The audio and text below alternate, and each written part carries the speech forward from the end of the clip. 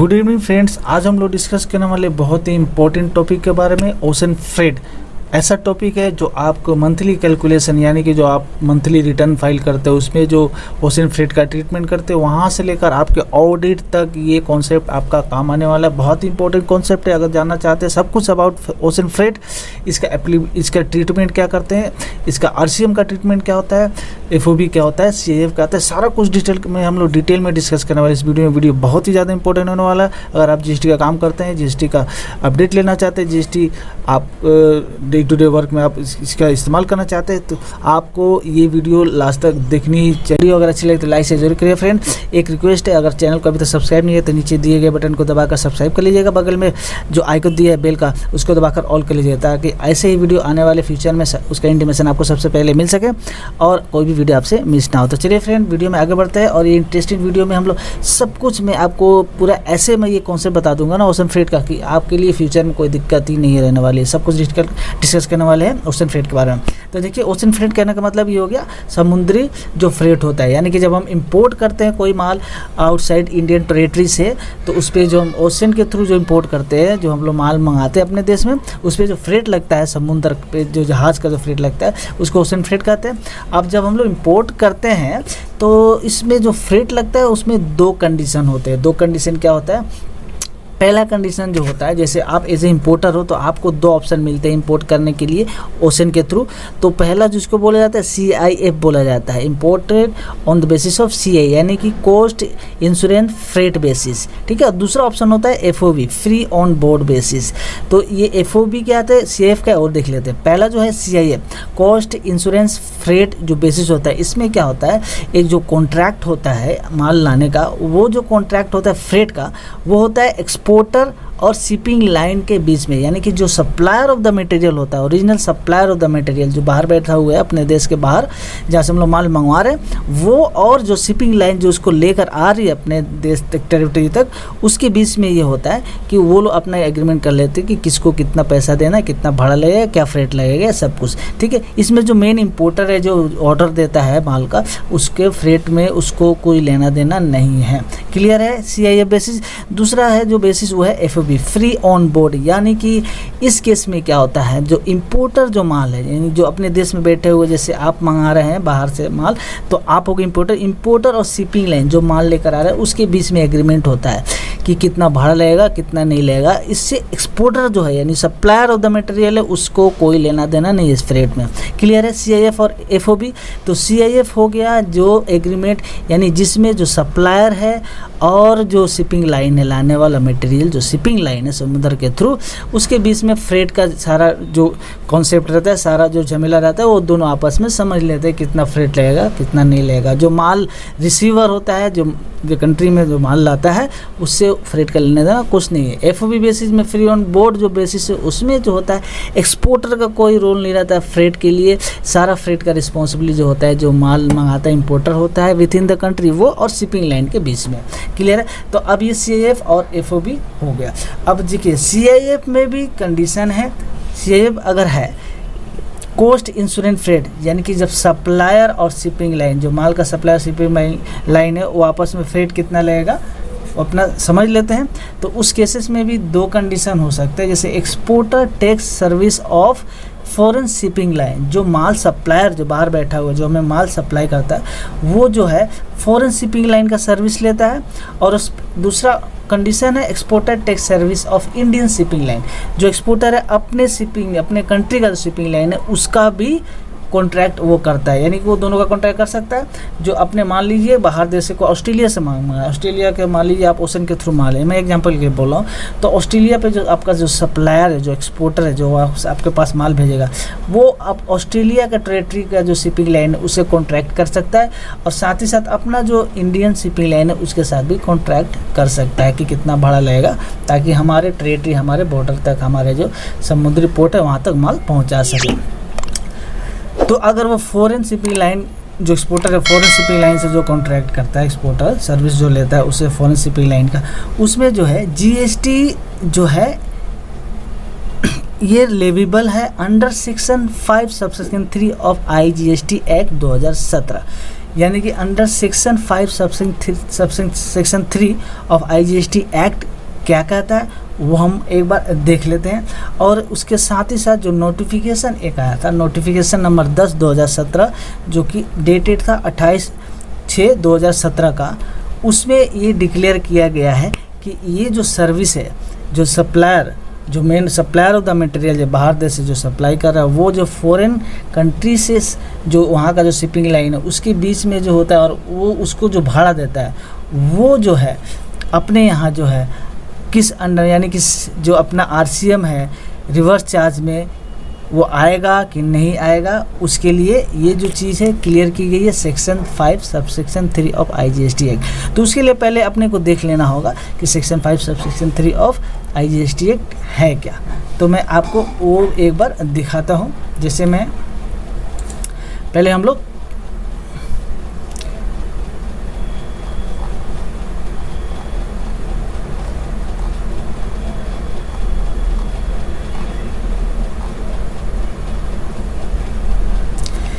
देखिए आपके सामने मैंने खोला हुआ IGST act chapter 3 levy and collection of tax. इसमें सेक्शन 5 है, ये डिस्कस करता है क्या, levy and collection of tax, किस पे टैक्स लगेगा किस पे टैक्स नहीं लगेगा। ठीक है, तो इसमें हम लोग देखेंगे कि जो अपना जो डिस्कशन हम लोग जैसे कि यहाँ जैसे हम लोग अभी देखें कि उसमें section 3 sub section 3 of section 5 of IGST act में ये बताया गया, उसके हिसाब से हम लोग देखेंगे सेक्शन 5 का जो सब सेक्शन 3 है उसमें क्या लिखा गया है। यहाँ देखिए सब सेक्शन 3 है, द गवर्नमेंट में on the recommendation of council, देखिए क्लियर यहाँ पे पड़ा हुआ, द गवर्नमेंट में on the recommendation of council by notification, जो गवर्नमेंट है काउंसिल के नोटिफिकेशन, काउंसिल के रिकमेंडेशन पर नोटिफिकेशन के जरिए स्पेसिफाई कर सकता है कैटेगरी ऑफ सप्लाई और सर्विसेज जो कि आप जिसके ऊपर आप रिवर्स चार्ज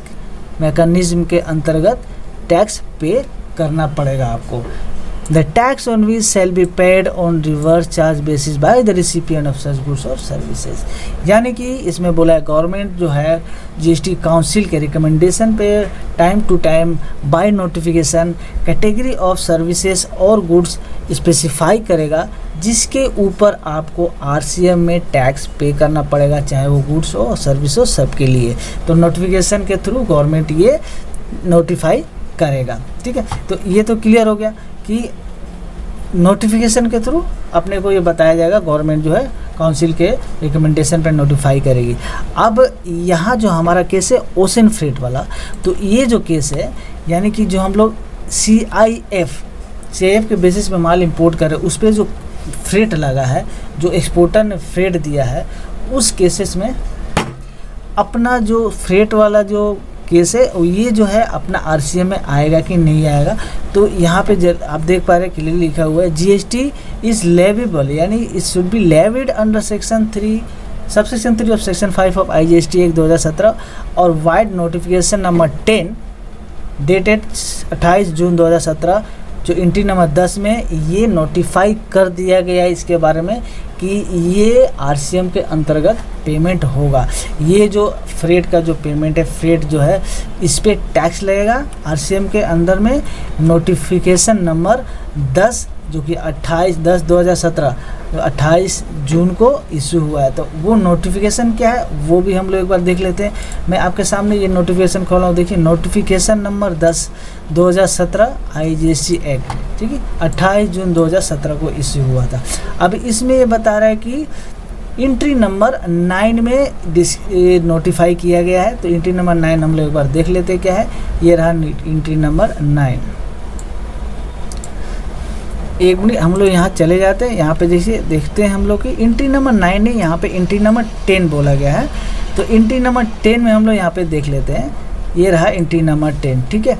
तो इसमें जैसे दिखा है services supply by a person located in non taxable territory by way of transportation of goods by a vessel from a place outside India up to the custom station of clearings in India. यानी कि service जो है supplied by जो एक ऐसा non taxable territory जो कि अपने इंडिया टेरिटरी के बाहर बैठा हुआ कोई ऐसा सप्लायर, ऐसा पर्सन जो कि सर्विस प्रोवाइड करता है बाय वे ऑफ वेसल, समुद्र के किनारे वेसल के थ्रू, जो कि माल सप्लाई करता है from outside India to the station, custom station, अपने कंट्री के कस्टम स्टेशन क्लियरिंग पॉइंट तक, वो जो सर्विस है वो टैक्सेबल होगी under RCM, reverse charge mechanism में अंतर्गत। अब इस केसेस में देखिए सप्लायर ऑफ द सर्विस कौन है? A person located non taxable territory, जो नॉन टैक्सेबल टेरिटरी के बाहर बैठा हुआ है वो है, यानी कि जो आपका एक्सपोर्टर है वो। अब यहाँ रिसीवर ऑफ द सर्विस कौन है? इस केस में इम्पोर्टर है, ध्यान दीजिएगा, importer as defined in clause 26 of section 2 of custom act, यानी कि सेक्शन 2 ऑफ कस्टम एक्ट के हिसाब से जो इम्पोर्टर है वो यहाँ पे रिसीवर ऑफ द सर्विस है। तो इस केसेस में अगर CIF के थ्रू हम लोग माल मंगवाते हैं, उस पर जो फ्रेट लगता है, वो जो फ्रेट है वो टैक्सेबल होगा अंडर RCM टेरिटरी, क्योंकि नोटिफाई हो गया है गवर्नमेंट ने एज पर काउंसिल रिकमेंडेशन पे नोटिफिकेशन नंबर 10 28 जून 2017 में ये एंट्री नंबर 10 में नोटिफाई कर दिया। तो अब यहाँ पे हम लोग देखेंगे तो ये चीज़ हमें ये क्लियर हो गई कि जब हम लोग CI बेसिस पे कर रहे हैं उस पर जो फ्रेट लग रहा है, CI बेसिस यानी कि जब एक्सपोर्टर और शिपिंग लाइन, बाहर वाला जो शिपिंग लाइन है, फॉरेन जो शिपिंग लाइन है, उसके बीच में जो कॉन्ट्रैक्ट है वो, उस पर जो फ्रेट लगा है वो टैक्सेबल होगा, उस पर टैक्स लगेगा अंडर RCM। ठीक है, पहला केस क्लियर हो गया। अब इसमें मैं प्रैक्टिकल एग्जांपल भी बताऊंगा मैं कि ये एक्चुअली प्रैक्टिकली अगर हम देखेंगे इसमें कुछ एक्सेप्शन है, मैं अभी वो बता देता हूँ आपको एक्सेप्शन क्या है। देखिए, अब हाउएवर इस पे बहुत सारा केसेस चल रहा है, जैसे गुजरात हाई कोर्ट में इस पे ऑलरेडी केस चल रहा है जो कि अभी भी फाइनलाइज नहीं हुआ है, डिसीजन पेंडिंग है। यहाँ पे जैसे लिखा हुआ however as per the Gujarat SC decision it is said to be ultra vires, however the law is not final and settle by the Gujarat high court. अभी तक गुजरात हाई कोर्ट ने इस पे कोई फाइनल डिसीजन नहीं दिया, क्योंकि यहाँ पे एक पॉइंट आया है, यहाँ पे जो केस डाला गया था गुजरात हाई कोर्ट में, ये केस डाला गया था डबल टैक्सेशन के बेसिस पे, यानी कि यहाँ पे बोला जा रहा है कि जब हम लोग इंपोर्ट कर रहे हैं फ्रॉम आउटसाइड इंडिया, तो जो हम लोग माल इंपोर्ट करते समय कस्टम ड्यूटी हम लोग जो दे रहे हैं वो टोटल इनवॉइस वैल्यू पे, टोटल जो वैल्यू ऑफ द कंसाइनमेंट है उसके ऊपर हम लोग IGST पेड करके हम लोग माल को रिसीव करते हैं और अपने फैक्ट्री तक लाते हैं।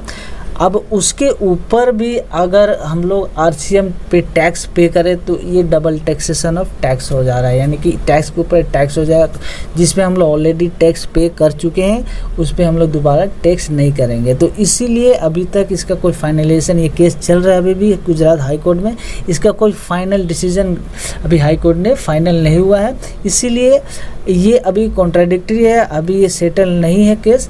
तो इस पे अभी आप चाहो तो इसको कंसीडर करके वेट कर सकते हो डिसीजन का, लेकिन as per the rule, as per the section अपना यहाँ बता दिए गए IGST act 2017 section 5 sub section 3 के हिसाब से जो ये जो सर्विस है जो CI बेसिस पे वो टैक्सेबल होगा अंडर RCM। अब ये फाइनल डिसीजन आने के बाद इस पे अमेंडमेंट अगर रिक्वायर्ड हुआ तो अमेंडमेंट होगा, अमेंडमेंट रिक्वायर्ड नहीं होगा, जो होना होगा अब डिसीजन के बाद ही होगा, क्योंकि ये फैक्ट भी है और ये प्रैक्टिकल अगर आप देखोगे अप्रोच भी है कि यहाँ पे डबल टैक्सेशन का कॉन्सेप्ट आ जा रहा है, क्योंकि हम लोग IGST पे करके ऑलरेडी जो इम्पोर्टेड माल है उसको हम लोग अपने फैक्ट्री तक लाते हैं, अगर उसके ऊपर भी हम लोग को फिर RCM में टैक्स जमा करना पड़ेगा तो टैक्स के ऊपर टैक्स, यानी कि डबल टैक्सेशन हो जाएगा। एक ही चीज़ के ऊपर हम लोग दो टैक्स नहीं लगा सकते, ये अल्ट्रा वायर्स हो जाता है एज पर लॉ। ठीक, तो इसीलिए प्रैक्टिकली अगर आपके केस में अगर आप भी हैंडल करते हो, आपके बिजनेस में भी इंपोर्ट होता है, तो इंपोर्ट के ऊपर अगर CI बेसिस पे होता है तो जो फ्रेट लगता है तो उसके ऊपर आपको डिपार्टमेंट की तरफ से नोटिस आ सकते हैं कभी भी, अदरवाइज या फिर अगर ऑडिट हो रहा है तो ऑडिट में ये पॉइंट पूछा जा सकता है, आपको एक जस्टिफिकेशन देना पड़ सकता है कि आप जो इंपोर्ट कर रहे हो उस पर ओशन फ्रेट पे क्यों नहीं कर रहे हो।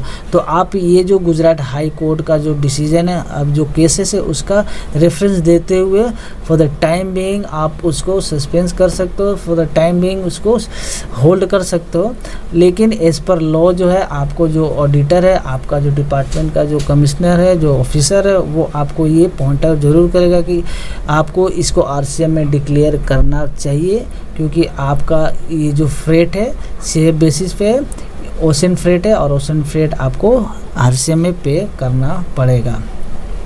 ठीक है, तो ये बहुत ही अच्छा कॉन्सेप्ट है। तो ये तो हम लोग पहला देख लिए सीआई बेसिस का। दूसरा कंडीशन होता है जब जो एक्सपोर्टर है जो बाहर बैठा हुआ है अपने टैक्सेबल टेरिटरी के बाहर, जो इंडिया के बाहर जो बैठा है, वो अगर इंडियन शिपिंग लाइन का जो सर्विस अवेल करता है तो उस केसेस में क्या होगा, उस केसेस में होगा in this case the service provider that is the Indian shipping line is in India and goods destination is also in India and service is rendered to the importer through not making payment to the shipping line।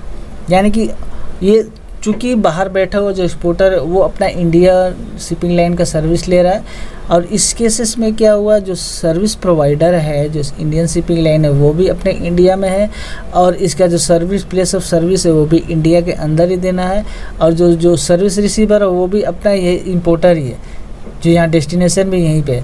Although जो importer जो है वो payment नहीं कर रहा है directly ये shipping line को, वो खुद पेमेंट नहीं, क्योंकि ये सीआई बेसिस से एक्सपोर्टर को पेमेंट करना पड़ेगा इंडियन शिपिंग लाइन को, ऑल्दो इसको पेमेंट नहीं करना पड़ेगा। ठीक है, the said service can be taxable in India. तो ये जो सर्विस है टैक्सेबल हो जाता है, क्योंकि वो जो सर्विस है रिसीवर भी इंडिया में है, प्रोवाइडर भी इंडिया का है, तो ये सर्विस जो है टैक्सेबल होगा। तो सीआई बेसिस में दो कंडीशन हम लोग देख लिए। एक हो गया अब जब एक्सपोर्टर जो है फॉरेन शिपिंग लाइन का सर्विस लेता है तो आरसीएम में पेमेंट होगा as per section 5 subsection 3 of IGST act. दूसरा केस हो गया जब इंडियन शिपिंग लाइन का जो एक्सपोर्टर जो है बाहर देश वाला वो अगर उसको पे करता है तो वो जो फ्रेट है वो टैक्सेबल होगा इंडिया में, नॉर्मल टैक्सेबल होगा, क्योंकि सप्लायर जो भी है और रिसीवर दोनों इंडिया में है।